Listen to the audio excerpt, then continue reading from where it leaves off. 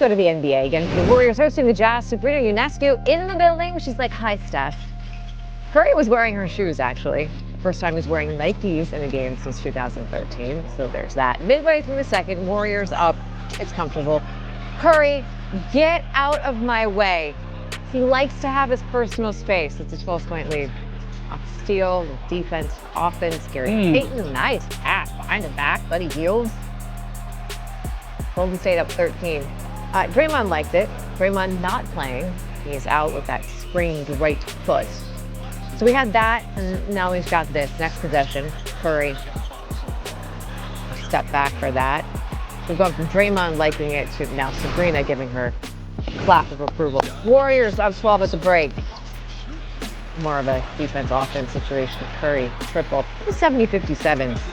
More Curry. Another three. Warriors up 17. Don't worry about the score. It was a lot to a little. 31 points. He made 6 threes. This is the 5th time in the last 6 games that Curry has gone north of 30. 134, 170. Dude is nothing but a walking triple-double at this stage in his career, pretty much his entire career. How about the pull-up from half court? The Nuggets in Memphis to trade jumpers with the Grizzlies. Look at this line from Joker. 17 points, 10 rebounds, 16 assists, and a 10-point win. He's got 10 triple-doubles this season. He's the second fastest player in NBA history to reach 10 triple-doubles in a season. This was his 17th game. The record is owned by the great Oscar Robertson, who did it just in 12 games. Corporation reminding you to choose aluminum. It happened late in the game. Watch this. He understands. Look at his shot clock, Vic. Shot clock. Wait. Shot clock is coming. Yeah.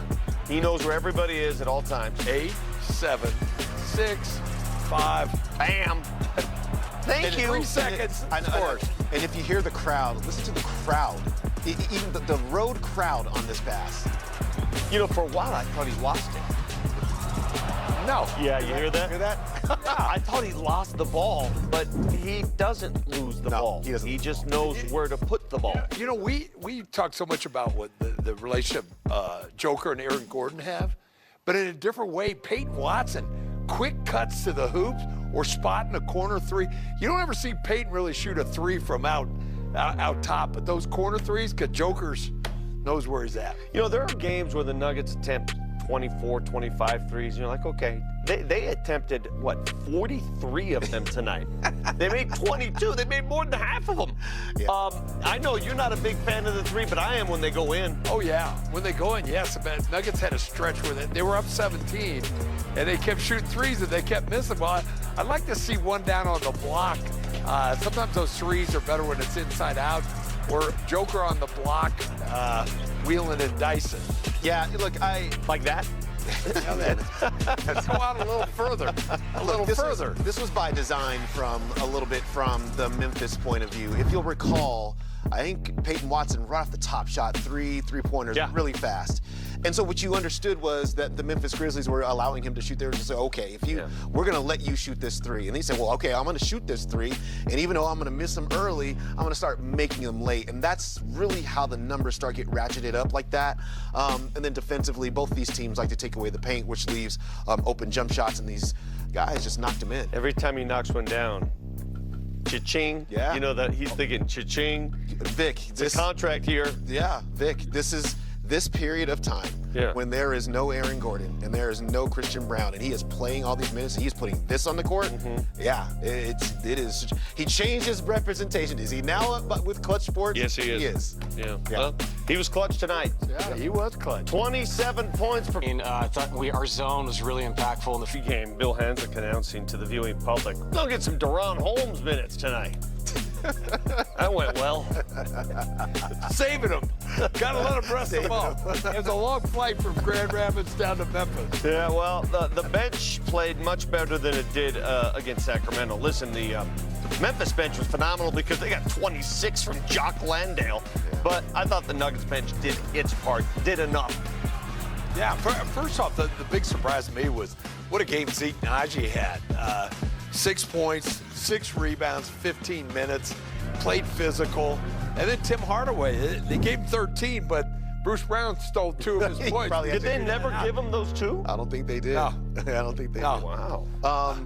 I agree. I think the bench, for me, You know, the luxury of their depth is that, and you heard just Coach Adelman just say right there that he doesn't like to mess with rotations. Well, he had a group of guys that were coming off the bench that he liked, and he was actually able to keep most of that intact. So because he reached deeper into the bench to take Spencer Jones and put him in the starting lineup, thereby he didn't have to take two of the combination of Peyton Watson, Tim Hardaway, Jonas, or Bruce Brown and put them in the starting lineup so he could keep that together. And so that's one of those little things about depth. If you're this deep, then you can keep some things together. You're able to do that. That's one of the ways that Nuggets depth is working for them. You know, speaking of depth, the way Peyton Watson is playing of late, they're going to have some serious decisions to make at the end of this season. I know that's a long way down the road. He's playing tonight here, coming out of SportsCenter. The gamblers are happy. Dub Nation's happy. And of course, Golden State Warriors are happy to snap their 3-game losing streak, dismantling the Utah Jazz. 134 to 117 to get back to their winning ways before a date with the Rockets. Wednesday night should be fun. The rematch of that first round playoff series a season ago. We welcome everybody to Toyota Warriors post-game live here at the house at Thrive City. Dub Nation's fired up. They got to see a win. First time in 4 games here. Festus is he's an NBA champion. Pride of Yale, Zena Cada. I'm Vontae Hill and Zena. We got in there, and it was 11-0. Utah, they were rolling. Keontae George was doing whatever he wanted to do, but the Warriors were able to stabilize things, even though they were down at the end of the first quarter, 21-0 run in the second quarter to open that frame, and it was all to the races. Yeah, Keontae George opened it up cooking, okay? We knew that that's what he was going to want to come and do, as well as Lauri Markkanen. But guess who they controlled in that first half? Lauri Markkanen's productivity, his efficiency, and their offensive capability. The Warriors were working on a string.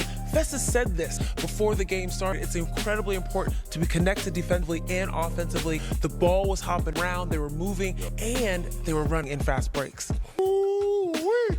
Sure feels good to get an easy win. How about it didn't look easy to start the game. Keontae George got the team going, got Utah going. They were off to the races early. I thought the Warriors did a great job responding in second and third quarters.